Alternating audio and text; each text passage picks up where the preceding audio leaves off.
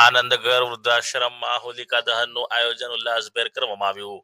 આનંદગર વૃદ્ધાશ્રમ કે જે મંગણાત ગામમાં આવેલ હોય ત્યાં તમામ વૃદ્ધો સાથે હોલિકા દહનનું આયોજન કરવામાં આવ્યું હતું અને ત્યાંના સંચાલક લતાબેને જણાવ્યું હતું કે આજે જેમ હોલીનું દહન થયું તેમ તમારા જીવનમાં પણ કોઈ ખરાબ વ્યસન હોય એનું પણ આજે દહન કરો અને સ્વને હોળીની હાર્દિક શુભકામનાઓ પાઠવવામાં આવી અને ઉલ્લાસભેર હોલિકા દહન કરવામાં આવ્યું હતું।